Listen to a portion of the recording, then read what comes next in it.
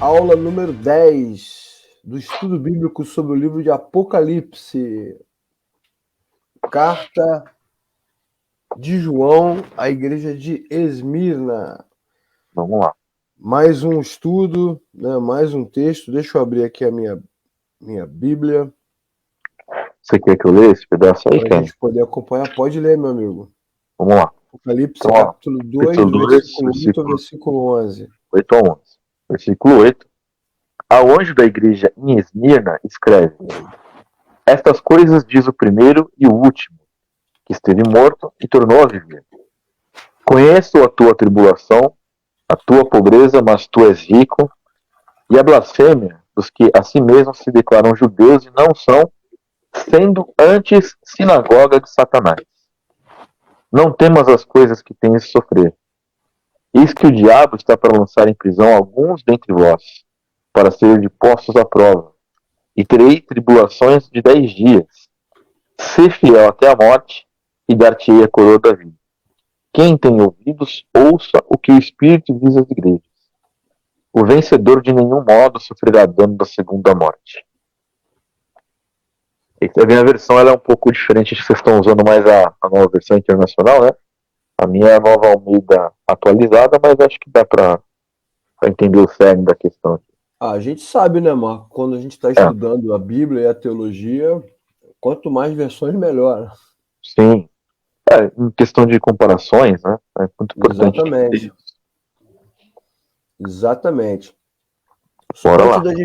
Antes da gente começar o estudo, é bom sempre lembrar que o livro de Apocalipse todo é uma carta. Isso é uma coisa que a gente fala toda aula, né? O livro é uma carta completa, direcionada às igrejas de sempre, de todos os tempos, né? Quem tem ouvidos ouça o que o Espírito diz às igrejas, todas elas. Sim. E agora no capítulo 2 você tem pequenas porções, pequenas passagens direcionadas a essas comunidades locais, né? O que demonstra que há mensagens direcionadas específicas a pequenas comunidades e que essas mensagens também têm algumas coisas para nos ensinar. Quando nós estudamos na última aula, número 9, sobre a igreja de Éfeso, o tema principal daquela carta era o amor, né? Sim. Como diz aquele hino que a gente canta na igreja, é o amor, só o amor. De vez em quando entra umas pérolas dessa aí, né?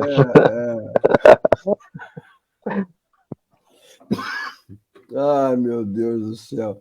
Hoje, o tema da carta, dessa pequena passagem, é o sofrimento.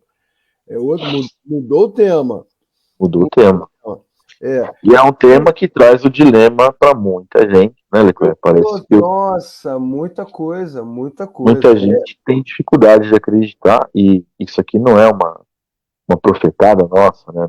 Nada, só uma constatação. Exatamente, ninguém aqui está jogando maldição na vida de ninguém, até porque a gente não acredita nessas coisas. Mas assim, o fato é, desde o começo, se você pegar a Bíblia e ler, dentro dos contextos que estão sendo ensinados para nós, o cristão, né, o temente a Deus, ele está sim neste mundo sujeito a passar problemas. Aliás, não há quem não tenha passado na história da Bíblia, quem não tenha passado problemas. Verdade. Então, a gente vê uma carta avisando assim, olha, você vai sofrer um pouco mais.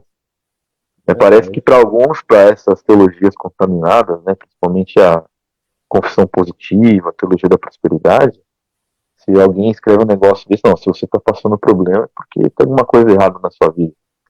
Você está retendo dízimo, você está em pecado, você está fazendo isso e aquilo é por isso que a sua vida é uma desgraça. E a gente olha aqui a Bíblia, necessariamente isso não quer dizer que tem uma correlação. Quer dizer que muitas vezes nós passamos pelos... Às vezes, uma coisa que eu fazia muito, Leclerc, na minha época pastoral, né? As pessoas chegavam no aconselhamento com seus dilemas, né? Tá, mas eu quero entender por que eu sofro tanto. Porque sim. Por que você sofre? Porque sim. Não tem uma explicação específica, né? Não tem uma... Não, às vezes não. Às vezes você não vai ter uma explicação. Tem pessoas que estão colhendo, né, frutos de suas atitudes. É verdade. Tem pessoas que a gente sabe que tem uma causa e consequência, mas tem casos que não tem explicação. Não tem explicação. E aí vem o dilema da fé. Como é que a gente continua crendo, mesmo quando aos nossos olhos nós fazemos tudo que é correto, e as coisas continuam dando errado? Como é que a gente continua crendo em Deus se isto não é uma prova daquele amor que Deus tem sobre nós, de nos manter em pé nesses dias que são difíceis e que são longos, né? Diga-se São de longos, passagem, são longos. são enormes. Ótimo livro aqui, ó. Que É Cristo verdade. pensa da igreja. Isso, esse é um livrinho do John Stott, onde ele fala sobre as cartas de Apocalipse. E aí a pegada que ele dá é essa aí, a leitura que Cristo faz da sua própria igreja. Isso é muito bacana. John Stott é um cara referência para todos nós, né? Muito, muito especial sempre. Aqui, No isso daí, que, quando eu vejo ele num slide assim, eu quase bato uma continência pra ele. não é? Dá vontade de levantar, né? Sim, prestar toda a reverência. O John Stott também tem um outro livro que nós não citamos aqui, mas é que é nessa mesma linha aí, que é as marcas, né? As 7 marcas de uma igreja saudável, que depois Maravilhoso livro. foi transformado, né, em 9 marcas, que até a Vida Nova hoje publica aí uma série de livros baseados Sim, nesse lançamento, 9 marcas. Mas foi o John Stott que começou essa discussão e as sim, marcas passam por aí, por esse ponto que nós falamos, né? Qual é a primeira marca de uma igreja saudável? O amor. A outra marca de uma igreja saudável? O sofrimento. sim. Então, esse é um livro indicado para leitura, para quem quer estudar mais sobre as igrejas de Apocalipse. E ele vai dizendo no seu livrinho lá, ó, se a primeira marca de uma igreja é o amor, a segunda é o sofrimento. A disposição para sofrer por Cristo é a prova da autenticidade do nosso amor por Ele. Disposição que não existe entre nós, né? A galera ou quer prosperar, ficar rica em função de todas as promessas que recebe da religião, ou quer virar mártir, quer virar herói, né? Quer ir para missão e morrer queimado de cabeça para baixo, né? Com azeite pegando fogo, por causa do índio lá, decapitado, para ser lembrado pro resto da vida que deu sua vida. Mas, na verdade, o que a gente já aprendeu aqui muitas e muitas vezes é que a história da obra de Deus não é sobre nós, né? É sobre Deus. Sim. Nós somos coadjuvantes, né? Deus é o ator principal e a maioria vai desaparecer igual pó no tempo e no espaço, né? E só Cristo será glorificado. Então, esse sofrimento certamente não está ligado às dificuldades financeiras que a gente passa, né? Esse sofrimento não está ligado também a esse sonho do martírio, mas esse sofrimento está ligado ao simples fato de você proclamar a sua fé. Todos os que proclamam a sua fé, que desejam amar o Senhor e viver para o Senhor, serão perseguidos pela fé que existe, pela fé que proclamam, né? Pela fé que se estabelece, não propriamente porque são pessoas boas ou ruins, enfim. Enfim. Mas essa frase do Stott, ela é poderosíssima, né, Leclerc? Porque você vê, Muita coisa. inclusive pegando até um gancho que você falou hoje, aí, essa disposição que não existe na igreja. A igreja, ela caminha, no geral mesmo, né, a largos passos, de virar nada mais do que um clube social, um clube de conveniência, né? Verdade. A gente cansou de falar em outras lives sobre isso, sobre a igreja ser relevante, que é um baita de um pleonasmo, né? Porque só faria sentido a igreja ser igreja se ela fosse relevante. É E, verdade. e as pessoas não entendem que essa relevância que elas querem, teoricamente, oferecer para o mundo tem direta ligação com a disposição de sofrer por Cristo, de sofrer pelo Evangelho mesmo, né? John Stott realmente ele estava à frente do seu tempo com essas escritas dele. Realmente é um mestre com muita sabedoria. É E verdade. Vanguarda mesmo, né? vanguarda. E isso que ele diz, ô Leclerc, e a gente, infelizmente, né, a gente fala essas coisas assim, a gente ri, mas com tristeza, nós estamos vendo que a cada tempo que passa, a cada encontro nosso aqui, uma live, alguma coisa, tá indo para a morte lá. Então, uma necessidade muito grande, e é uma oração que eu sempre faço, né, de um avivamento que eu entendo que tem que ser genuíno sobre a igreja entender o que ela está fazendo neste mundo, porque às vezes parece que não entende. E essa igreja good vibes, né, que eu, em partes, eu até vou dizer que, entre aspas, né, compreendo, não, porque a marca da igreja é o amor. Sim, mas não é só o amor. como nós estamos vendo aqui, além do amor tem outras coisas. Uma destas coisas é esse sofrimento pela disposição, né, de servir. Exatamente. Então, é só isso aqui, a gente já tem coisa para ficar inquieto pelo menos um mês, né? É verdade. Marca dessa igreja good vibe é o que mais tem, né, cara? A igreja Paz de Amor. É igual aqui em São Paulo, não vou citar nomes porque, né? Mas tem uma igreja aí que é good vibes, que só falta colocar a maconha dentro do culto, da liturgia. É tão good vibes que os caras deixaram o cérebro cair para fora da cabeça. Esse é resultado dessa mensagem meritória, né? Que inverte o processo, né? É por nossa causa, não por causa de Deus. Mas nunca foi por nossa causa, né? Nunca foi. Então as pessoas procuram as igrejas porque elas procuram soluções para os seus próprios dilemas, né? E são coisas diferentes que às vezes os irmãos e os alunos não entendem. As comunidades de fé, elas precisam ter uma mensagem contextualizada que dialogue com a sociedade e ofereça respostas para os dilemas desse tempo. Sim. Mas as respostas para os dilemas desse tempo, elas passam por Cristo. São duas coisas diferentes, né? Sim. Uma coisa é você negar a realidade desse tempo e ficar falando de coisas do século passado e ignorar que existem coisas novas acontecendo. Isso. E outra coisa é você dar respostas que são antropocêntricas ou psicológicas, né? Mas esse aí, Leclerc, eu acho que é o desafio talvez o mais urgente da nossa igreja. Este. É verdade. Porque o que você vê aí de Fórmula Mágica é o pessoal... esses dias eu vejo, com todo o respeito que eu estudei muito sobre os puritanos, né? O Twitter, Leclerc, eu não sei se você está envolvido mais no Twitter, mas o Twitter é a cracolândia da internet. Né? Sim. Ali você vê tudo. Aí, esses dias eu estava vendo uns jovens aí, colocando assim no Twitter, dou graças a Deus por ser neopuritano. A pessoa não sabe nem o que estava falando. É verdade. Existe uma mas não sabe mesmo. A pessoa, eles usam uma fuga com base, por vezes, nas tradições. Aqui eu não estou dizendo que tradição seja inválida, eu gosto de estudar as tradições, mas eles usam a mera fuga da tradição, do pragmatismo, do proselitismo.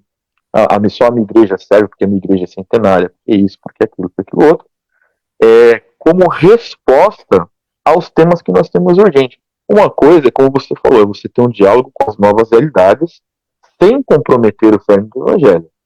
Outra coisa, como muitas igrejas fazem, as igrejas good vibes, eles adaptam o evangelho a essa realidade. Na verdade, é o contrário. Nós temos que buscar no evangelho as respostas para os dilemas de hoje. Só que isso só é possível se houver, de fato, um diálogo claro com essa sociedade. Não, e esse diálogo, eu não estou aqui defendendo que é um diálogo como se fosse um diálogo político de negociação. Não, vamos ceder aqui porque eles vão ceder ali. Não é isso. O que nós temos que fazer, se nós queremos realmente servir a Deus com integridade, é ouvir a sociedade e dar o direcionamento bíblico, não legalista, mas bíblico, sobre esses dilemas, né? E não um direcionamento, porque o Supremo Concílio disse isso, porque o Sínodo não sei o que disse isso. É a realidade do hoje. Exatamente. Entendeu? E esse desafio... Tem um outro livro do John Stott, que a gente não está indicando aqui, mas é bom, que é Ouça o Espírito, Ouça o Mundo, que é sobre esse tema. Muito bom. Clássico dele, sim, que fala sobre essa dificuldade que as pessoas têm de lidar com os dilemas sociais, né? Porque nós temos dois tipos de comunidade. A comunidade que ignora a realidade e vive numa realidade paralela, totalmente, né? Como se fosse ali uma bolha religiosa. E a comunidade que está tão inserida na sociedade que ela ficou secularizada, que é exatamente o que você falou agora, é a good vibe, né? Good vibe, totalmente influenciada pelas coisas que acontecem, quando deveria ser o contrário, né? Você deveria ter uma comunidade que dialoga, que conversa, que entende, que escuta, que ouve, que compartilha, que participa e, ao mesmo tempo, é cristocêntrica. É disso que ele está falando. Se a Sim, não negocia. Se a igreja for desta forma, ela vai sofrer. Sim. Vai sofrer, porque você não vai conseguir se encaixar na sociedade. E esse é o exemplo de Esmirna, uma igreja que sofre, né? Uma igreja que sofre por ser quem é. Vamos falar um pouquinho dela, Marcão, né? Vamos lá, Dessa vamos igreja, adentrar. dessa Bora. igreja que sofre, né? A cidade de Esmirna é uma cidade que foi construída aí, aparentemente 5.000 anos, né? Ela ali na bacia do Mediterrâneo, né? Por volta do terceiro milênio antes de Cristo, né? Ou seja, uma cidade muito antiga. É importante sempre lembrar essas questões, né, que envolvem as tradições, a história, a Sim, cultura. sim. Porque isso Bela foto aí que você colocou, achei bem bonita essa foto aí. são as ruínas, né? As ruínas Sim, de Esmirna. As ruínas de Esmirna, que a galera vai para a Turquia lá fazer essas viagens aí com essa pastorada contando história, né? Sempre tem as viagens. sim. Agora virou moda também fazer viagem para, né? Agência de viagens e turismo, verdade E dessa. tem um monte. Vamos abrir uma. Já temos lá um Vamos, missionário na Europa, né? Já pode nos ajudar. vamos fazer Fazer um turismo e você, um se você quiser que a gente tour vá no na Leclerc, Mediterrâneo.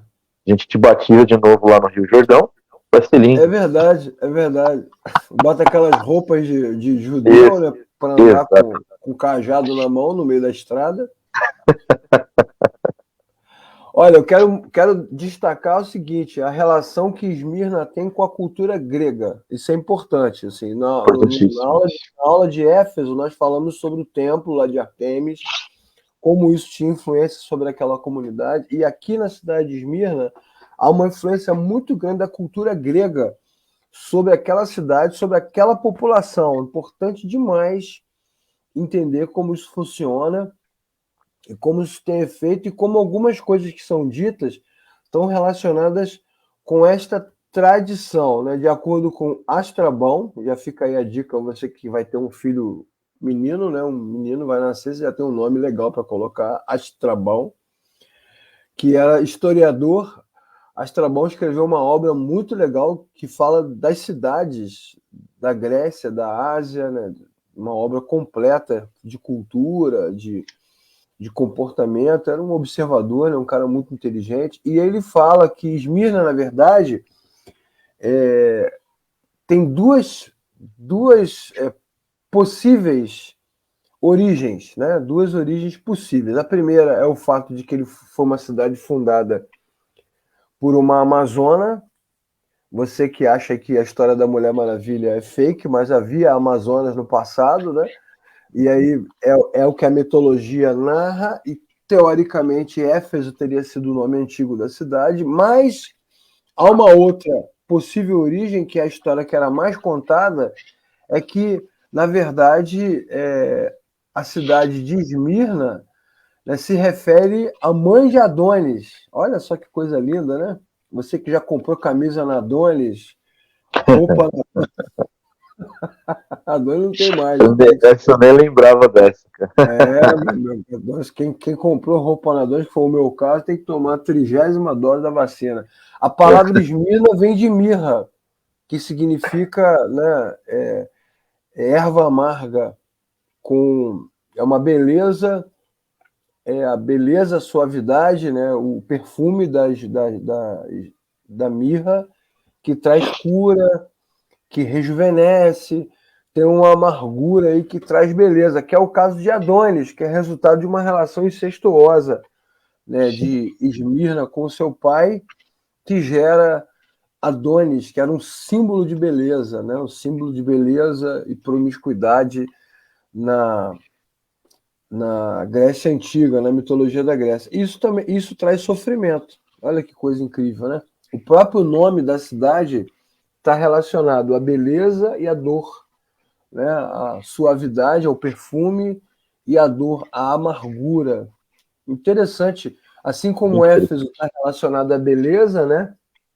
Às relações, à paixão, ao amor, Esmirna está relacionado ao sofrimento na essência da sua cultura. E é interessante como o texto explora essa identidade local. Nós vamos ver isso em todas as cartas, a identidade, um pouco da história local, Sim. sendo explorada pelo autor, mostrando, né, mostrando que a cultura tem uma influência. E esse trechinho de Apocalipse já começa dessa forma, né? Conheça as suas aflições e a sua pobreza, mas você é rico. Ou seja, uma cidade, né, uma cidade que tem essa suavidade envolvida em amargura, né? Uma cidade que tem na sua tradição um pouco dessa dor, e a comunidade que está ali de cristãos é uma comunidade que sofre, que sente dor, que sente amargura, que enfrenta aflições, que enfrenta a pobreza, mas pelo Senhor é chamada de de comunidade rico. rica. Tá? Interessante, né, Marcão? Muito. Só um tapa na cara, né? Primeiro que isso, achei muito bom e muito pertinente você trazer esse contexto histórico e essa relação local com a mitologia grega, porque nos dá um entendimento muito mais amplo da situação local da igreja. Agora, o que me traz muita reflexão, Leclerc, é o próprio Senhor dizendo: conheço as suas aflições e a sua pobreza. Né? Parece-me que muita gente que em algum momento foi adepto, por exemplo, à teologia da prosperidade, ou ignorou esse contexto ou não leu com o devido contexto uma situação de uma igreja a qual o Senhor diz que é rico, mas é claro que não é uma questão financeira, material. Uma igreja a qual o Senhor sabe que eles têm as dificuldades locais, mas que mesmo diante dessas dificuldades locais, que o Senhor está observando isso. Verdade. Muita gente pode achar que isso é irrelevante, mas a profunda consciência da nossa caminhada cristã é justamente compreender que o Senhor nos conhece. É justamente compreender que o Senhor está vendo absolutamente tudo o que está acontecendo, mesmo que as situações ao nosso redor sejam desfavoráveis. Enfim. É verdade, é verdade. É isso mesmo, né? Assim, eu conheço, né? O Senhor é exaltado porque ele começa se apresentando, né? Eu sou o Sim, primeiro e último, aquele que morri, estou vivo, exaltado, né? sim, Conhece a situação da igreja a partir da sua própria experiência.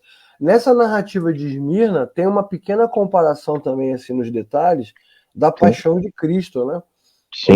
Ó, O sofrimento por causa da vocação, né? O sofrimento por causa da entrega, né? sim, E a igreja de Esmirna, a comunidade de cristãos ali daquela localidade, agora está vivendo a sua própria paixão, né? As suas aflições, como as aflições de Cristo, a sua pobreza, como a pobreza de Cristo, e a riqueza, esta riqueza que não é material, que é o principal contraste, né, do sim. texto, é a riqueza que não vem de bens, né, nem vem de realizações pessoais, é a riqueza que vem do próprio Senhor. Enquanto você comenta aí, Marco, eu vou abrir aqui os textos, só para os irmãos poderem, quem estiver estudando com a gente, poder ter uma noção do que está sendo dito. Ó. Colossenses 1, 24. Eu abro aqui Isso, que abre para a gente Hebreus 10, 34, que eu vou ler Colossenses e Coríntios. Colossenses 1, tá bom. 24. Agora me alegro em meus sofrimentos por vocês e completo no meu corpo o que resta das aflições de Cristo em favor do seu corpo, que é a igreja. Ou seja, as aflições que Cristo sofreu por amor à igreja continuam, Sim. elas prosseguem, né? Ou seja, quem serve ao Senhor vai continuar enfrentando aflições de todo tipo, né? Outro texto importante, 2 Coríntios, capítulo 8, versículo 9. Pois vocês conhecem a graça do nosso Senhor Jesus, que sendo rico se fez pobre por amor de vocês, para que por meio da sua pobreza vocês se tornassem ricos. Olha só, é Sim, aquele famoso contraste de João, né? sim, Luz e trevas, noite e dia, riqueza e pobreza agora. Para ser rico tem que ser pobre primeiro. E essa pobreza não tem a ver com falta de dinheiro, né? Tem a ver com essa miséria que a fé expõe. Né? O cara vai perdendo tudo porque crê. Ele não vai perdendo tudo porque ele é mau negociante, né? Ou porque ele investiu tudo em criptomoeda. Ele vai perdendo tudo porque ele crê. Então ele vai sim. perdendo espaço, né? A sociedade vai tirando os espaços dele, ele não consegue mais negociar, não consegue mais investir, não consegue mais prosperar. Ele vai empobrecendo por amor ao Senhor, mas isso vira riqueza, o que E é é uma muito contradição rico da isso. mensagem contemporânea. É muito rico essa questão, porque a gente fala, né, do contexto local da pobreza local, em não vou dizer assim em comparação, mas em paralelo com a paixão de Cristo. É uma coisa muito, muito incrível isso, né, cara? Como as É pessoas não se verdade. atendem. Vamos aqui ao Hebreu 10:34, Isso. que diz assim: porque não somente vos compadecestes dos encarcerados, como também aceitastes com alegria o espólio dos vossos bens, tendo ciência de possuirdes vós mesmos um patrimônio superior e durável. Isso, exatamente. Muito bom. Exatamente. Impressionante, né? A riqueza, a nossa riqueza, a riqueza dos servos de Deus, ela não está nesse mundo. Jesus fala sobre isso, né? Não ajuntem tesouros, né? Não acumulem tesouros aqui onde a traça e a ferrugem corrói, né? Mas acumulem tesouros no céu, onde não tem ferrugem, não tem traça. Ele falando sobre essa coisa da vida efêmera, da terra passageira, e daquilo que você espera no porvir, que é uma linguagem, né, e um ensinamento que tem pouca aderência no nosso tempo, para não Zero. dizer Zero. pouquíssima. Zero. Não, inclusive porque assim, olha, o que me chama mais atenção, voltando ainda com a questão da pobreza local, por exemplo, nesse texto, né? Conheço a tua Aham, tribulação, a tua pobreza, mas tu és rico. Aqui aham, não se está dizendo, né, Leclerc, não. A tua pobreza, mas eu vou derramar dinheiro dos céus aí sobre a sua vida, né, para é, você ficar consolado. Não tem nada disso. Na nada verdade, disso. é o contraste mesmo, a tua pobreza aqui material, mas você é rico porque você tem Cristo, né? É a nossa esperança que está no céu. Isso Exatamente.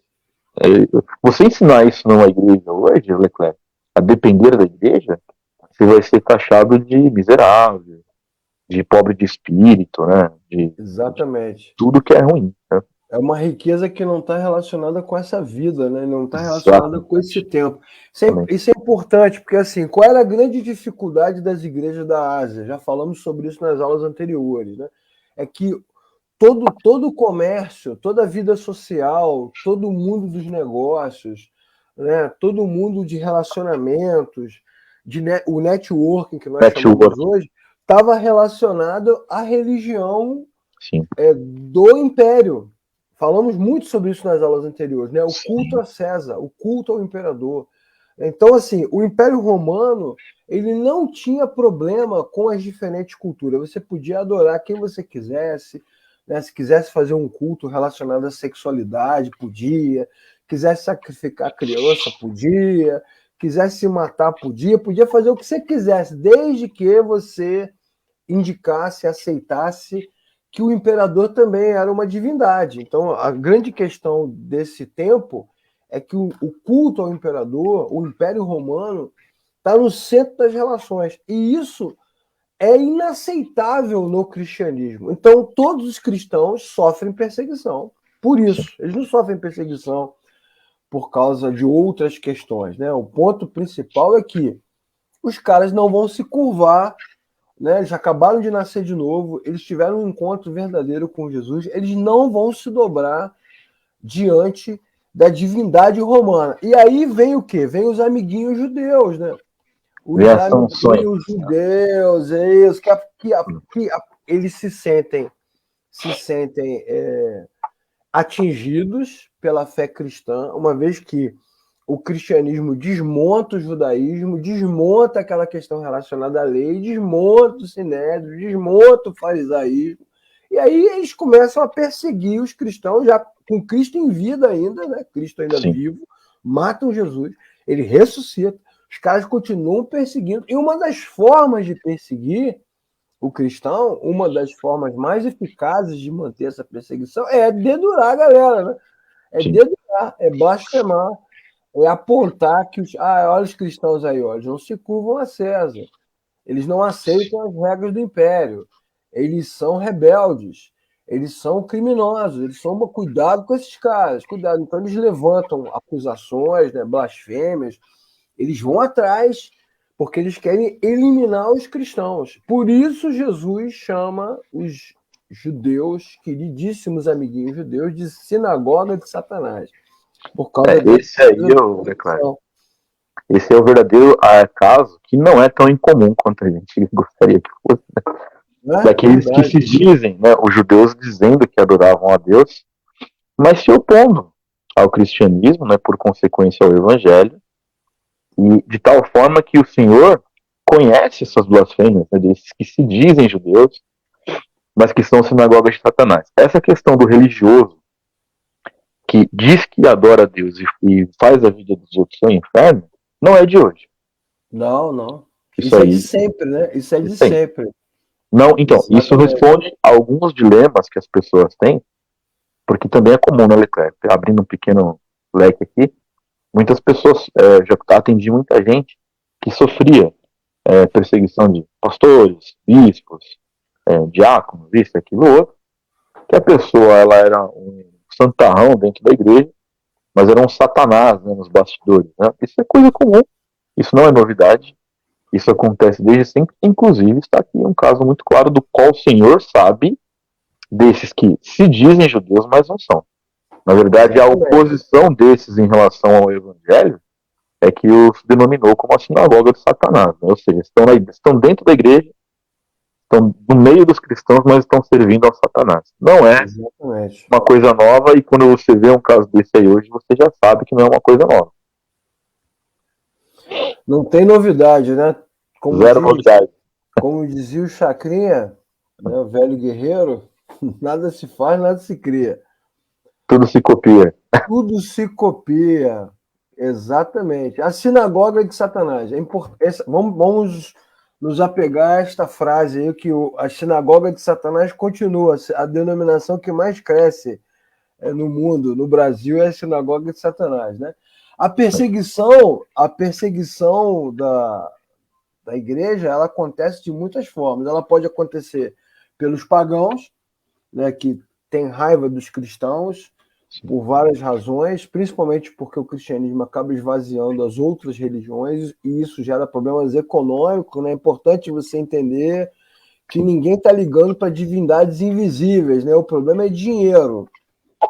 Mexeu com dinheiro, né? Ouviu metal, você tá com problema, né? Agora, se todo mundo puder conviver em paz, né? Cada um adorando a sua divindade, ninguém encher a paciência de ninguém, a coisa segue. Mas à medida que as pessoas vão se convertendo, lembre-se sempre da passagem que Paulo, né, o apóstolo Paulo, é usado por Deus para expulsar aquele espírito de mentira que estava naquela garota lá. E o problema dos caras não tem a ver com Paulo nem com o espírito, o problema tem a ver com a grana. Com o sustento. Dava lucro, exatamente. Aí acabou o lucro, meu irmão, mata o Paulo.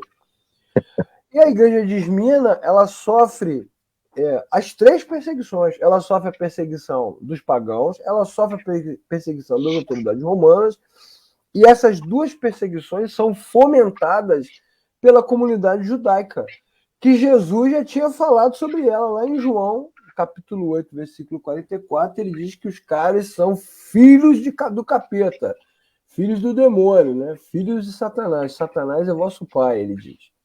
Então não é uma coisa nova, né?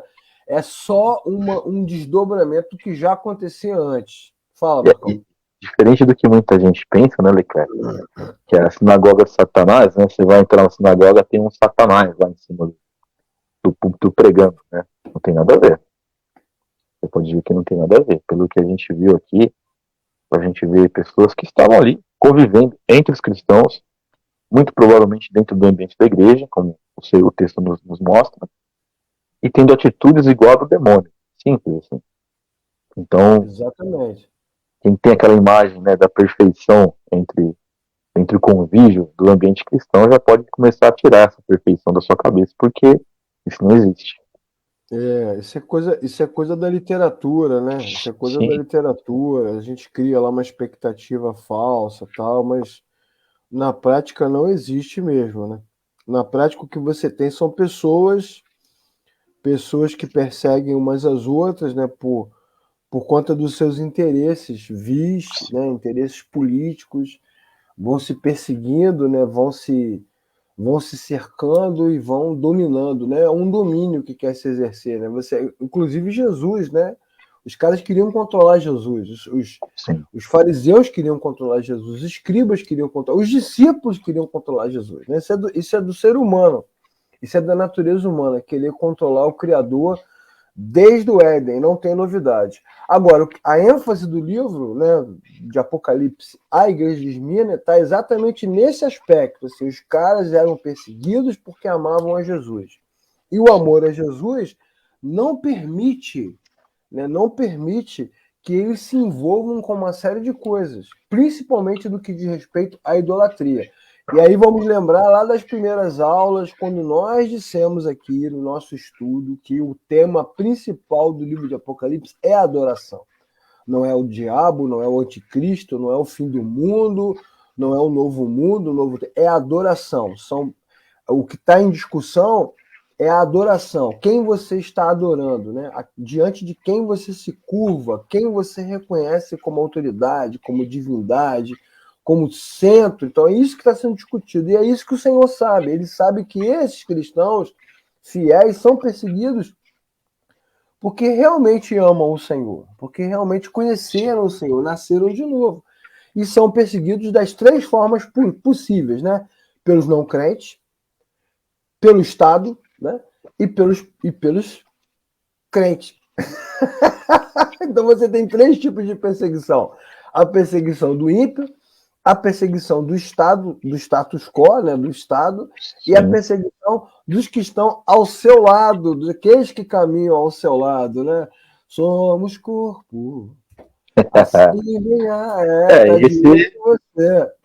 eu lembro muitas vezes as pessoas, mas poxa vida, eu amo a Deus e as pessoas me perseguem? Sim, bem-vinda à nossa realidade. Né? É isso Exatamente, aí. exatamente. A perseguição ela é uma coisa natural relacionada àqueles que creem no Senhor, né? Despertam aí nos outros uma irritação constante. O cara gosta de você enquanto ele pode te controlar. Quando ele não pode te controlar mais, você já deixou de ser uma pessoa. Você vira inútil. Exatamente, exatamente. É importante lembrar também no nosso estudo que Esmirna e Filadélfia foram as únicas comunidades que receberam do Senhor elogio, sem crítica. Elogio sem crítica. Aí você só vê assim, né? Igreja Batista Filadélfia, Igreja Congregacional Esmirna, Igreja Metodista Filadélfia, Igreja Verdade e Graça Esmirna. O cara bota lá o nome para dizer que a igreja é especial. E Esmirna, ela vive com muita clareza este ensinamento que Jesus traz. Que ensinamento é esse? É que é impossível servir ao Senhor sem sofrer. É uma verdade dura de aceitar, né, cara? Ela é tão dura de aceitar que o senso comum parte para uma compreensão contrária ao que está sendo dito, né? É difícil, cara, eu vou te falar. Vou fazer aqui uma catarse aqui. É difícil viver porque você sofre, de fato. É difícil ensinar porque não tem reverberação. O que você ensina, ninguém liga. Isso é muito, muito, muito doloroso, muito triste. Vamos ler esses textos aí, Marcos? Vamos lá. Eu vou ler João, você lê Timóteo, eu vou ler Atos, você lê Mateus. Então, vou ler primeiro João. João, capítulo 16. João 16, versículo 33. Que diz assim: Eu lhes disse essas coisas para que em mim vocês tenham paz. Neste mundo vocês terão aflições, contudo tenham ânimo, eu venci o mundo. Essa mensagem de João 16, 33 é basicamente a mesma mensagem que Jesus está dando agora a Esmirna. A mesma coisa, com outras palavras, né? Mas é a mesma palavra que ele está dando à igreja de Esmirna. Vamos lá. Então, 2 Timóteo, capítulo 3, versículo 12. Isso. Ora, todos quantos querem viver piedosamente em Cristo Jesus serão perseguidos. Claríssimo. Todos quantos querem viver piedosamente em Cristo Jesus serão perseguidos. Isso, exatamente. E a piedade tem a ver com humildade, né? Com reflexo da natureza divina, né? Uma pessoa piedosa, né? Uma pessoa que se esforça para servir ao Senhor de todo o coração, né, com todo o seu entendimento, de forma simples, objetiva. A piedade é isso, né? A piedade, ela passa por essa, por essa clareza. E os caras estão ali vivendo honestamente, trabalhando, e eles são oprimidos, né? Sim. É impressionante isso. Imagina, você estava lá, né, vamos pegar um exemplo aqui nosso, né? Você trabalha numa empresa, você é no meu caso, você é professor, já é sofredor, porque escolheu a vocação de professor, já sofre, não tem solução. Mas aí você tá lá vivendo, mas aí tem aqui o Marco, que é mega empresário, né? Tem lá o Davi, que é mega empresário. Então aqui essas mulheres ricas aqui, todas ricas, ó, Sheila rica, Helen rica, Terena rica, Fátima rica, Marilda rica, tem mulher rica aqui nessa live aqui assistindo. Essa live tá de jogador cara, essa live. E aí a pessoa está trabalhando lá na empresa dela e ela começa então a dizer que no que crê, no que acredita. E aí as pessoas começam a demonstrar uma indisposição natural. É uma indisposição natural. E essa indisposição natural, né, essa perseguição, essa opressão, ela vem de três lados. Vem do ímpio, que não crê e não gosta de você, porque você se coloca e ele olha para você com raiva, porque acha que você se posiciona como alguém que é melhor, quando você nunca fez isso. Você sofre essa oposição pelo Estado, né, pelas regras, pelas normas, e sofre essa oposição, perseguição pelos que creem, o que é pior ainda. Os que creem também te perseguem. Né? Te perseguem, te vigiam, inventam coisas a seu respeito, só porque você nasceu de novo. Né? Essa é o que está sendo dito na carta com muita propriedade. Vou ler Atos 5,41. Os apóstolos saíram do Sinédrio alegres por terem sido considerados dignos de serem humilhados por causa do nome de Jesus. Agora vem o paradoxo pior, é o cara ficar feliz porque é perseguido. O cara encontra a felicidade na perseguição pela consciência de que a origem da perseguição é a crença dele em Deus. Exatamente. E não ele, né? Não é meritório, não tem a ver com você, tem a ver com Jesus, né? Te persegue porque você é cristão. Mas cuidado para não confundir isso, né? Porque você às vezes tem problemas na família, problemas no trabalho, problemas na vizinhança e confunde isso com perseguição, né? Estou sendo perseguido, não gosta de mim. Não, às vezes, é o que tem também. Às vezes o cara não gosta de mim porque eu sou chato, exatamente. O cara não gosta de mim porque eu sou chato, eu sou mala, sou ruim. Esse ponto aí, ele também é bem crítico, Leclerc, porque durante muito tempo, e ainda hoje, né? A gente sabe de pessoas que são pessoas difíceis de lidar, que não fazem questão da piedade, e aí quando são confrontadas nas suas questões, a primeira coisa que ela fala é: Satanás está furioso, que fulano está me perseguindo. É igual, esses dias eu vi tristemente, né?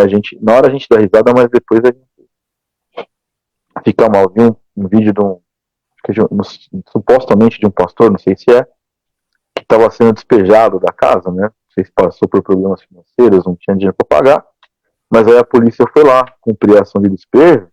O cara começou a repreender o demônio, chamar o policial de demoniado. O problema não, aí fica muito complicado aí nessa questão, né? Mas eu vou ler aqui o Mateus capítulo 5, versículos 11 a 14, né? Bem-aventurados sois quando, por minha causa, vos injuriarem, vos perseguirem e, mentindo, disserem todo mal contra vocês. Regozijai-vos e exultai, porque é grande o vosso galardão nos céus, pois assim perseguiram aos profetas que viveram antes de vós. Vós sois o sal da terra. Ora, se o sal vier a ser insípido, como lhe restaurar o sabor? Para nada mais presta, senão para, lançado fora, ser pisado pelos homens. Vós sois a luz do mundo. Não se pode esconder a cidade edificada sobre o monte.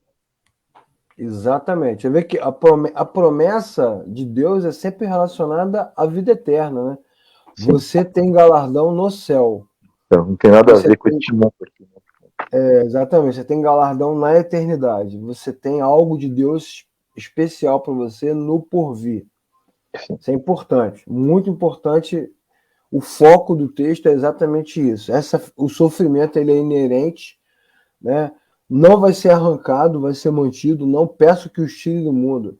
né? No mundo tereis aflições. As aflições são inerentes aos que creem, e o galardão está na vida eterna. E esse é um outro paradoxo da igreja contemporânea, que sempre oferece premiações, presentes, prêmios, conquistas nesse tempo, né? E a mensagem do porvir ela é esquecida, ela é abandonada, mas a mensagem é para a eternidade, ela não é para o presente, é sempre para o porvir. Quem vai concordar com a gente é o coitadinho do John Piper, né? Uma pessoa desconhecida, né? Quase que não tem nenhum tipo de relevância no mundo evangélico. John Piper vai dizer que o que faz os cristãos do sal da terra, o que faz dos cristãos, que transforma os cristãos em sal da terra, não é a riqueza que eles possuem. Porque o desejo. Pois é. O desejo pelas riquezas. Não é, cara? O desejo pelas riquezas é apenas uma repetição da experiência do mundo. Outra coisa importante que eu acho que a gente tem que colocar aqui, Marco, que às vezes é mal colocada também nas comunidades, é que não confunda direito não confunda busca pela riqueza com vida digna. Também tem isso, né? Porque muitas igrejas oprimem as lideranças, submetem seus pastores e obreiros a uma vida miserável, né? Um sofrimento financeiro muito grande, às vezes a falta, né? A dificuldade, usando esse discurso aí de que tem que sofrer mesmo. Não, tem uma grande diferença, né, Clara, da gente passar. Não sei se vazou o áudio aqui. Vou fazer aqui uma brincadeira, né? Uma brincadeira. Tem um vizinho aqui que mora aqui no condomínio que é endemoniado. Ele tem um carro, esses carros que faz barulho para acelerar. Se vazou o som aqui, peço desculpa. O inimigo tá furioso. Vamos lá. É assim, há uma necessidade muito grande de pontuar isso, Leclerc, porque, de fato, o fato da gente não viver uma vida em torno da grana não significa que nós estamos fazendo apologia à miséria. Não é isso. E é o que o Leclerc bem disse, ao sustento digno. O que a gente pode discutir, e também acho que isso é uma questão bem ampla para ser discutida, é o que é o digno. Até aí, ok. Mas ninguém está fazendo apologia de vamos fazer o seguinte, fazer uma greve de fome aqui, viver na miséria, fazer aqui. Ninguém está dizendo isso, mas também ninguém está dizendo que a nossa vida cristã só é plena se nós formos milionários. Exatamente. Então, esse equilíbrio é que é a nossa busca, né? A busca pelo equilíbrio. Exatamente. É claro que assim, tem uma frase do reverendo Augusto Nicodemos que eu gosto muito, né? Que ele diz assim que Jesus não morreu para nos tornar ricos. Ele morreu, né, para, enfim, nos salvar. Mas se alguém quiser ter a sua prosperidade, que você estude, se qualifique e vá buscar isso. Né? Não como no sentido de, o meu único objetivo da minha vida é só ganhar dinheiro, só ganhar dinheiro. Não é isso, gente. A gente sabe que a gente precisa do dinheiro para comer, para pagar as nossas coisas, enfim. Mas a vida cristã não é só isso, a vida do cristão não é só essa. E ao mesmo tempo não se faz essa apologia a uma miséria mentirosa, né? Uma vez eu estava lembrando agora aqui, a internet é maravilhosa para essas coisas, né? De um suposto apóstolo aí que fazia os programas dele na TV, aí ele punha um pano, uma roupa como se fosse aqueles panos de saco, né? Antigos, do Antigo Testamento, usando relógio de 20 mil reais. Assim, não tem o menor sentido um troço desse. Então não é disso que a gente está falando, tá? Não quero que. Não é disso que a gente está falando, exatamente. Esse é o equilíbrio, né? Nem a busca pela riqueza e nem a submissão à pobreza extrema. Ninguém está fazendo voto de pobreza.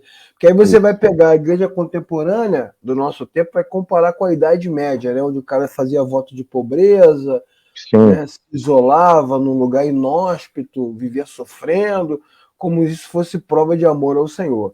Sim. Nada disso é prova de amor ao Senhor, nem prova de bênção. Né? Porque esse sofrimento ao qual a igreja de Esmirna era submetida é o sofrimento por causa da fé. Por causa da fé. E não porque está faltando, porque tem demais. Então as duas coisas são erradas, né? As duas coisas estão erradas. Então, ao mesmo tempo que existem pastores, igrejas, líderes que exploram as pessoas e vivem de forma anababesca, né? De forma como se fossem marajás, como se fossem sultãos, né? Riquíssimos. Sim. Também existem comunidades que exploram seus obreiros, tem milhões e milhões no caixa guardados, né? Sim. Gastam fortunas pintando as paredes da igreja, né? E os obreiros passam dificuldade. Então são coisas diferentes, mas tudo gira em torno do dinheiro, né? a grande tragédia da igreja contemporânea é a pregação da prosperidade, porque torna o crente ganancioso, que não é o caso de Esmirna, né? Eles não têm ganância por riqueza, né? Eles não têm ganância por riqueza, por dinheiro, nada disso. Eles amam o Senhor. Eles amam o Senhor. Então não é disso que o texto está falando. Não é dessa pobreza, falta de dinheiro, né?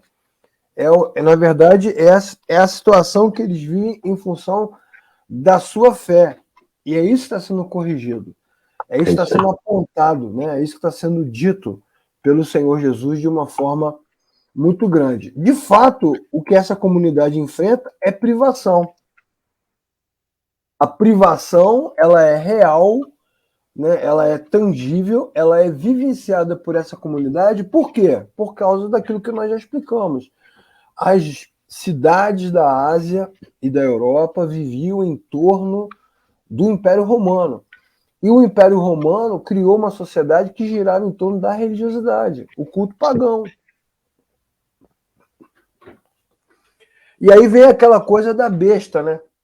Depois nós vamos chegar nessa passagem, mas assim, quando João fala, não comprarão nada, né? Quando vier o anticristo, ninguém vai comprar nada, ninguém vai conseguir comprar nada, ninguém vai viver, não vende, não compra, não consome, não faz negócio, se não tiver a marca da besta. Ora, a marca da besta está aí, ó, o Império Romano, a sociedade secular que nega a Cristo, que controla tudo, e aí os caras são cristãos, eles não conseguem negociar, não conseguem viver. Essas são as aflições que eles estão vivendo.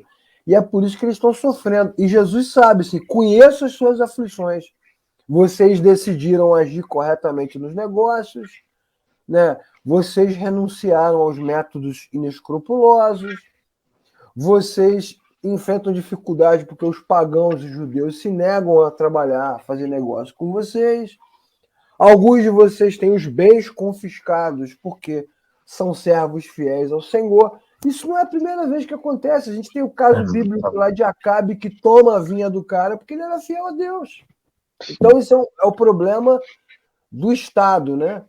Existe, infelizmente, na igreja evangélica, uma ideia romântica de que o Estado pertence ao Senhor, né? Vamos orar pela bandeira, vamos orar pelo mapa do Brasil, o Brasil é de Jesus. Ora, o Brasil é de Jesus, filosoficamente falando, teologicamente falando, o Brasil, a América do Sul, a Europa, a Terra, a Via Láctea, o universo pertence ao Senhor. Mas o Estado do mundo, né?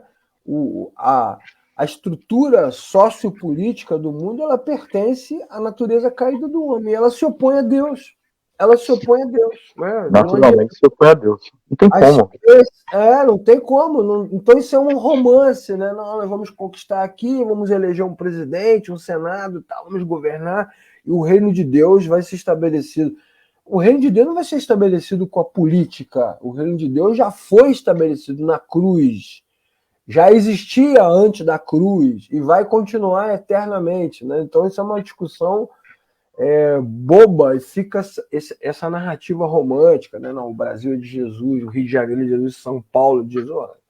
Não vai acontecer. Está aí a prova bíblica dos caras sofrendo, né? E se você for cristão, você vai sofrer mesmo, porque você não... vamos imaginar que você queira ser íntegro, né, Marco? Então você não vai corromper ninguém, não vai molhar a mão de ninguém, não vai se envolver em negócio escuro. Você não vai ter oportunidade, não vai ter espaço, né, no sistema. Ser engolido pelo sistema. Ó, e isso daí é uma coisa que me dá bastante incômodo, Leclerc, porque eu já vi pessoas que não são cristãs chegando nesta conclusão pela mera observação dos fatos. Por exemplo, eu quero fazer tudo certo, por exemplo, nesse mundo empresarial, que é onde eu convivo mais tempo, pessoas falando assim, nossa, a gente quer fazer as coisas certas, mas é burocrático, é difícil, é demorado. Isso, E exatamente. aí você vê um concorrente seu fazendo coisas erradas, inescrupulosas, e o cara dando certo. Até Exatamente. pessoas que não conhecem a verdade do evangelho chegam nessa conclusão.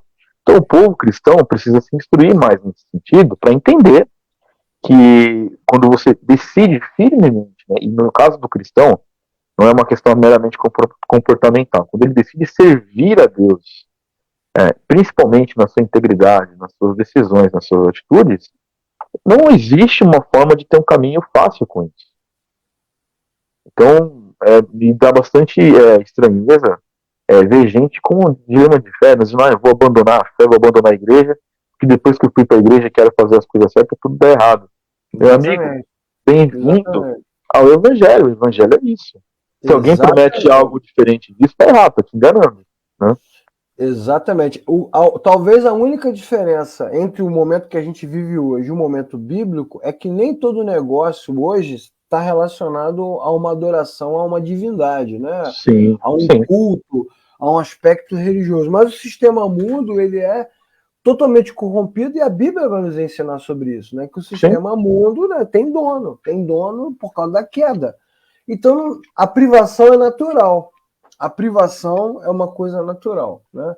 Sim. Então, é preciso que se diga isso. Quando as igrejas montam um discurso bíblico, pastoral, religioso, que se você for fiel a Deus, você vai prosperar nessa vida e vai ganhar dinheiro, vai ficar rico, vai dominar, tem alguma coisa minimamente errada nessa narrativa, porque a fidelidade a Deus não tem nada a ver com dinheiro.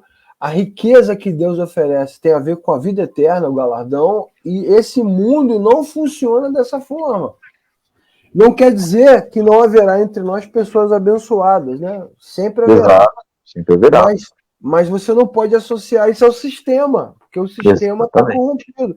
Nós temos o caso aí em Esmirna mesmo, do nosso querido Policarpo, né, bispo de Esmirna, que é morto, né, que é submetido à tortura, né, à tortura, por quê? Porque ele se recusa a adorar César. Né? Ele é preso, ele é denunciado, né, denunciado porque ele se recusa a participar do culto romano, e aí, por causa disso, ele é acusado, exatamente como aconteceu com Jesus, né? Ele vai colocar fogo nele e diz: eu não posso negar a minha fé, eu não posso negar o Senhor. Ele diz: então vai morrer. Então ele morre. Ele não morre porque, né, porque ele é de direita ou ele é de esquerda. Ele morre porque ele ama o Senhor. Né? Isso aí. É isso que está em jogo, né, Marcão? Mesmo. E aí o bispo ele é difamado. Né? Ele é difamado. Agora, aí sim, aí nós temos que falar. Porque a difamação está entre nós, né, Marco? Os crentes fiéis são difamados pelos ímpios, Sim. pela estrutura do Estado e pelos crentes que andam ao seu redor. Né? Os crentes, os inimigos de Cristo gostam de calúnia, né? Gostam de difamação. Né? E gostam de falar mal. Eles vão te caluniar, vão te difamar, principalmente quando percebem que você tem uma fragilidade na sua vida, uma fraqueza, uma falha, como se eles não Não, tivessem. Né? e fazem isso ainda dentro da igreja, né, de forma muito cruel, fazem isso ainda usurpando o zelo do Senhor. Tem gente que levanta falsas acusações, que vão querer te caluniar, e ainda vão dizer que estão fazendo isso por amor à igreja, por amor ao Senhor, e etc. Né? Tem muita gente que é assim. Exatamente. Aí Jesus fala, né? No próprio livro de Apocalipse fala que o inimigo é isso mesmo, é caluniador, né? É difamador, né? E isso é uma chaga na igreja, né, cara? Nas comunidades, que é a calúnia, né, cara? A difamação, né? Infelizmente é. O pessoal que fala mal dos outros, né? Fica vigiando, tem uma vigilância, tem patrulha, né? De Tem, vigilância constante. Os caras ficam infelizmente. vigiando para onde você vai, ou com quem você anda, as redes sociais, que ali procurando foto, né? Então isso também aconteceu no passado. Obviamente, essa calúnia é diferente, porque essa calúnia está relacionada à religiosidade, mas a calúnia ainda está presente entre nós muito forte, Sim. porque a teologia ganhou um aspecto moral, né, muito grande, né? Tem muito a ver com as questões morais, né, e não a ver com as questões da fé. E Jesus vai dizer no versículo 10 que por causa da fé, muitos desses cristãos de Esmirna serão presos. Serão presos, né? Serão difamados, caluniados e presos. Presos, isso é importante. Então, assim, esta prisão aí não tem a ver com posição política. Essa prisão tem a ver com a fé. O cara dizia que servia a Deus, negava a fé romana e, por conta disso, ele vai sofrer a prisão. Vai ser perseguido, vai ser preso, vai ser caluniado, difamado e vai perder a sua liberdade, que é o que acontece com Paulo, né? Que é o que acontece com os primeiros apóstolos e que é o que vai acontecer com muita gente. Esse é um padrão. Jesus também é preso. É um padrão de comportamento, né? É a perseguição do Estado à fé, né? E é bom a gente falar bastante sobre esse tema, como estamos fazendo agora, já indo para o final da nossa aula, que muitas vezes no nosso país aqui se fala de perseguição sem haver perseguição. Se proclama perseguição, né? Uma perseguição que não existe. Estamos sendo perseguidos. Não, né? Não tem perseguição, né? Pergunte aos irmãos da antiga cortina de ferro que viveram essa fase, né? Da famosa janela 1040, né? Onde as igrejas são intoleradas. Pergunte a eles o que é perseguição de verdade, de fato, né? Não, hoje em dia, então, isso é outro ponto da imaturidade do cristão, né, Leclerc? Porque se alguém nos contradizer aqui, quiser falar alguma coisa, tem aqueles cristãos que são super sensíveis, né? Sensíveis demais, né? O cara é contraposto no seu argumento, na sua fé, e aí o cara já fala que está sendo perseguido. Perseguição não é isso. Perseguição não é tirar você do WhatsApp, né? Do grupo. Isso, ou te banir. Isso, vou te excluir do Instagram. Exato, eu vou te bloquear no TikTok. Isso não é perseguição, pô. Exatamente. Tá bem longe de perseguição. Né? Exatamente. Os caras eram perseguidos de forma verdadeira, de forma incisiva, perseguição real, porque criam no Senhor.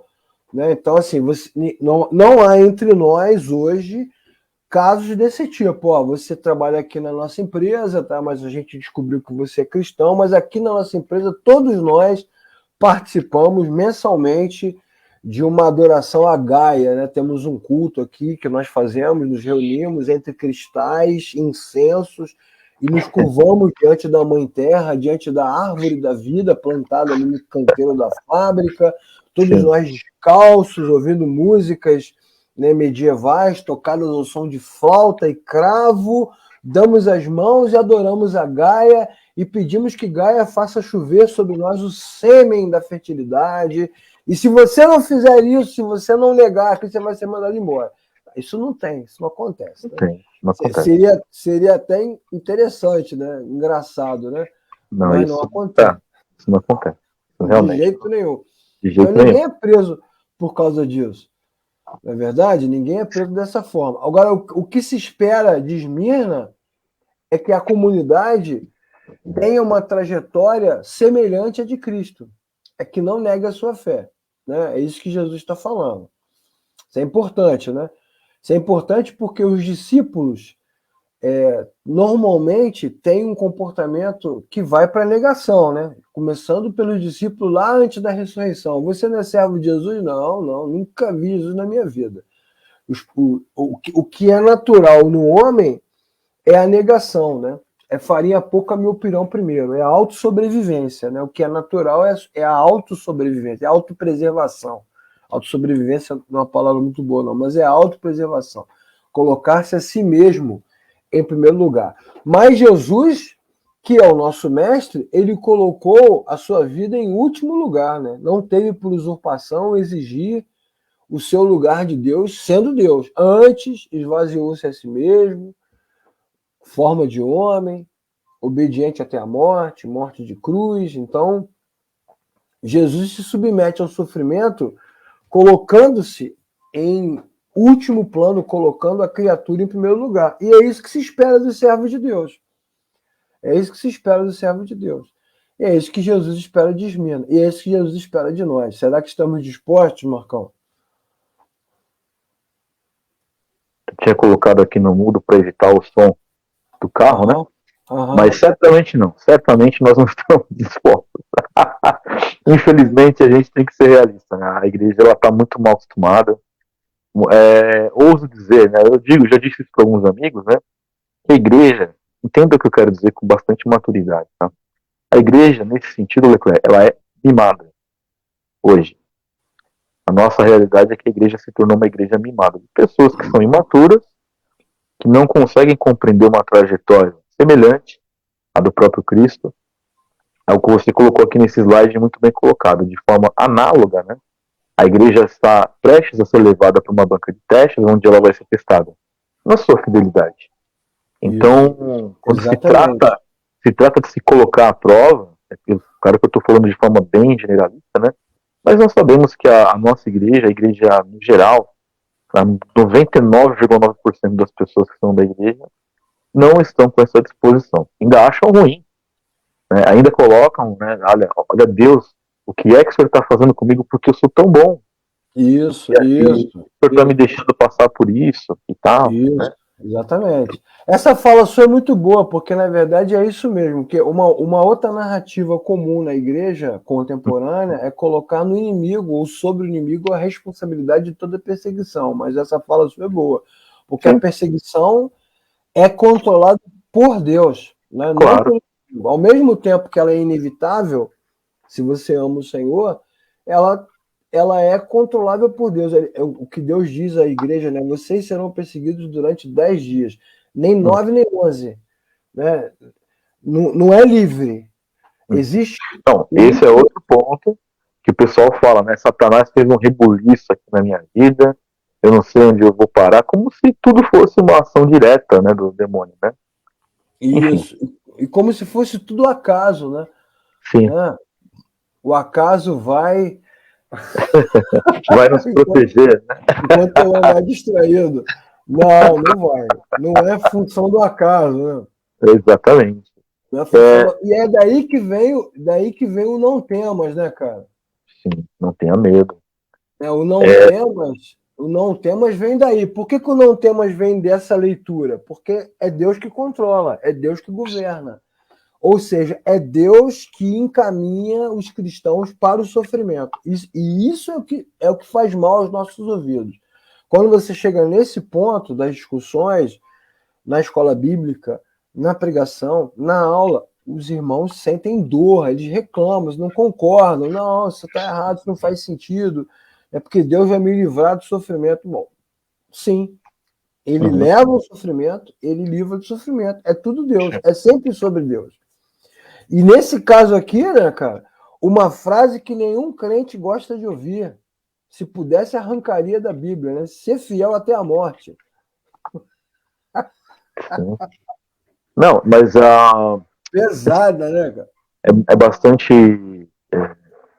Isso eu acho que é importante da gente pontuar, Leclerc. É claro que eu entendo, quando eu estou dizendo todas essas questões aqui, eu quero ser bem honesto para dizer. É óbvio que eu entendo a dor que as pessoas sentem nas suas tribulações. É claro que eu consigo compreender, e eu não estou aqui como um auferidor, auditor da dor dos outros. Não é isso que eu estou dizendo. O que eu estou dizendo é que, mesmo em meio à dor, é possível sim ter uma lucidez cristã de entender que isto é sim parte da caminhada cristã. Exatamente. E eu não estou aqui fingindo, pedindo para que você finja que você está anestesiado, né? A pessoa está morrendo de tristeza por dentro, eu não estou sentindo nada, está tudo bem agora. Não é isso, gente. O que eu quero dizer é que vocês não estejam enganados. A caminhada cristã é sim composta por sofrimento. Ponto. E este sofrimento, ele tem várias nuances, claro. Nós podemos ser aperfeiçoados no sofrimento, nós podemos amadurecer com este sofrimento. O que não está correto, e é o que a própria Bíblia está nos ensinando, é que nós tenhamos dilemas de fé sobre este momento de sofrimento. Ou seja, o sofrimento é certo. Então, uma vez que a gente sabe que isso vai acontecer, não deveríamos ter dilemas sobre por que está acontecendo. Mas sim como nós andarmos nesse sofrimento. Eu acho que esse é o ponto mais crítico e mais dolorido, porque aí entra isso que o Lecoq está dizendo. Tem gente que passa pelo sofrimento, não, mas Deus vai me livrar. Em algum momento vai. Pode ser que Deus te Isso, livre do sofrimento na hora da morte. Você vai ter um problema com exatamente. isso? Ei, Exatamente. Ser fiel até a morte. E olha até só, a olha como é que esse texto se parece com Filipenses, né?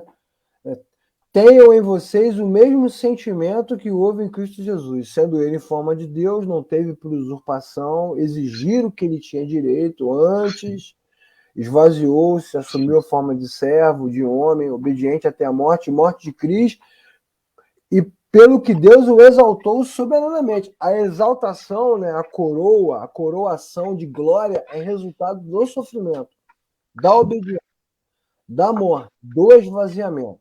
E agora é a mesma promessa, né? O que Jesus viveu, ele está prometendo. Você também. Ó. Se você for fiel até a morte, eu vou dar a você a coroa da vida. É isso Então, esta fidelidade não é ao sistema, nem às nossas crenças teológicas, mas esta fidelidade é a Jesus, é né? isso. Ao novo nascimento, o joelho que não se dobra, né? Joelho que não se dobra, boca que não confessa outra divindade. Não tem a ver com moral, né? Isso é importante, de novo, é um ponto que a gente bate sempre, né? O fato de você não se comportar como o mundo moralmente, porque não faz, não cheira, não bebe, não come, não realiza aquilo que as pessoas fazem, isso não significa que no seu interior exista, não é a prova de que no seu interior há uma devoção plena, total, íntegra ao Senhor. Pode ser que não, Exato. porque Pode ser que não. Não, certamente a gente pode ser que o próprio comportamento, né, Leclerc, a pessoa que não, eu não faço nada, pode ser que esse próprio comportamento é o ídolo das virtudes do cara. O cara acha, não, eu sou muito bom, exatamente, sou um muito bem santo aqui, colocado. né? A Entendeu? moral é o seu próprio Deus, né? A idolatria é a si mesmo. O Exatamente neopuritanismo, né, como eu citei, né? A pessoa falando, isso. ainda bem que eu sou um neopuritano, me lembrou aquela oração do fariseu, né? Olha, ainda bem que eu não sou tão ruim quanto este cara que tá aqui e tal. É a mesma coisa, é a mesma coisa. Isso, pegando aí o seu exemplo da oração do fariseu, o publicano, que é citado nesta passagem, é publicano, né? Ou seja, uma pessoa corrupta, né? Sim, Socialmente reconhecida como alguém corrupto, sim. né? Que se apropria daquilo que não lhe pertence. Entretanto, Jesus faz a pergunta que nos deixa constrangidos, né? Qual oração foi ouvida? Ou pior do que essa pergunta, né? Quem foi que retornou justificado para a sua casa? Sim, foi que retornou justificado. Não Bom, é? Então, certamente nós sabemos que não foi o fariseu, né? não foi o fariseu, ou seja, muitas vezes, para não dizer sempre, se confunde fidelidade com moral. E essa é Sim, uma luta infinita, né? A gente bate nesse ponto um guerra milhão de vezes. infinita.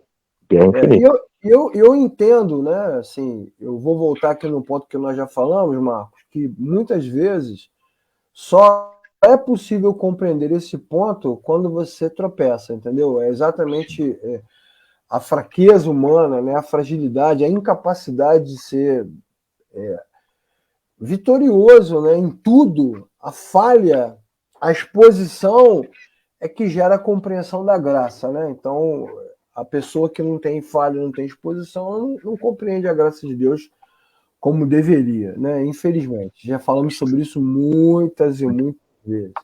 Para a gente terminar aí a nossa aula de hoje, o vencedor, de De modo modo. a sofrerá a segunda morte. E, cara, e agora? O que é a segunda Cara, morte? será a reencarnação? Será a reencarnação? Será o barqueiro que vem buscar você? Boa, barqueiro, né? Né? Vem lá esperando a moeda de ouro, né? Vamos ler o texto então de Romanos, né? Antes da gente voltar aqui nessa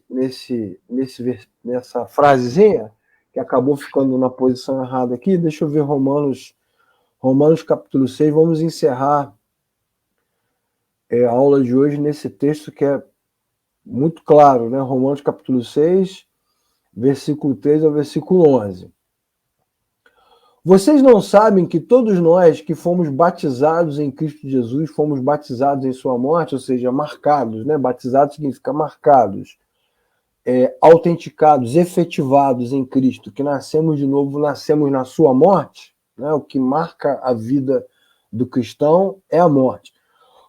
Portanto, fomos sepultados com ele na morte por meio do batismo, a fim de que, assim como Cristo foi ressuscitado dos mortos mediante a glória do Pai, também nós vivamos uma vida nova. Se dessa forma fomos unidos a ele na semelhança da sua morte, certamente o seremos também na semelhança da sua ressurreição. Ou seja, se morremos com Cristo, também com ele ressuscitaremos.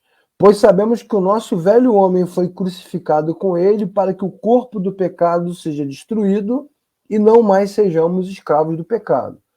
Desse destruído aqui, obviamente, não tem a ver com morrer, porque o nosso corpo está aqui, né? Ninguém que nasceu de novo ficou sem corpo, não virou uma penada.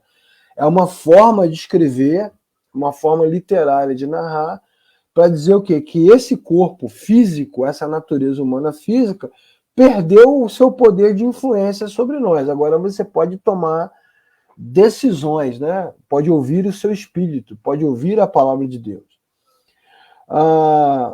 Quem morreu foi justificado do pecado.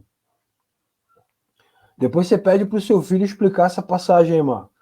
Ora, se morremos com Cristo, temos que também com ele viveremos. Pois sabemos que, tendo sido ressuscitado dos mortos, Cristo não pode morrer outra vez. É isso, ó. Aí é que está a sacada da segunda morte. Uma vez que Jesus ressuscitou dos mortos, a morte não tem mais domínio sobre ele. Então, uma vez que nós ressuscitamos com Cristo, nós também não podemos morrer de novo. Ó, porque morrendo, ele morreu para o pecado uma vez por todas. Mas vivendo, vive para Deus. Então nós que morremos com Cristo, que nascemos de novo, morremos para o pecado de uma vez por todas e agora vivemos para Deus. Então não vai passar pela segunda morte. Vamos voltar aqui na passagem, né? Aqui, ó. O vencedor de modo algum sofrerá a segunda morte. Ou seja, quem nasceu de novo não tem retrocesso. Não volta para trás. Né? Não vai dar aquela escorregada fatal, né? Jesus vai voltar na hora que você estiver comemorando o gol do Flamengo ou o gol do Corinthians. Perdeu a salvação, obviamente. Você está no meio da torcida do Flamengo, no meio da torcida do Corinthians, você perdeu a salvação. Né? Não tem solução para esse momento, para essa convivência nefasta no meio dessas pessoas. Né? Mas aí não é disso que o texto está falando. Não é disso que o texto está falando. O texto está falando o quê? Da segunda morte. Ou seja, uma vez tendo ressuscitado com Cristo, porque o cara, antes de nascer de novo, ele estava morto, né, mano? Antes de nascer de novo, ele estava morto. Já tinha morrido. Exatamente. Se nasceu de novo, não morre outra vez. Não tem segunda morte. Não tem segundo terceiro nascimento, né, Leclerc? Segunda queda, exatamente. Segunda queda, exatamente. Você sabe que tem igrejas que propagam isso, né? Pessoas que renovam votos de batismo, papo desses assim, tudo, né? Mas não tem, né? Não tem fundamento. Isso. Exatamente. Aqui agora o que o texto de versículo 11. Ó. Desta forma, considerem-se mortos para o pecado, mas vivos para Deus em Cristo Jesus. Então, o crente que nasceu de novo, mesmo que ele enfrente sofrimento, ele não precisa ter medo de perder a sua salvação, uma vez que não há segunda morte. E a segunda morte não tem a ver com o inferno, né? A segunda morte. Não, cara, não é isso não. O homem já morreu uma vez. Já morreu. Então ele não tem segunda morte. Não vai enfrentar a segunda morte. Não vai morrer novamente. Uma vez que ele está vivo. Né? Os que vencerem têm como prêmio pela vitória o próprio Cristo. Ele é o prêmio pela vitória. Ele é o prêmio pela tribulação. Ele é o prêmio para aqueles que creem. É isso que Jesus está oferecendo à comunidade de Esmirna. Certo, Marcos? Claríssimo e cristalino.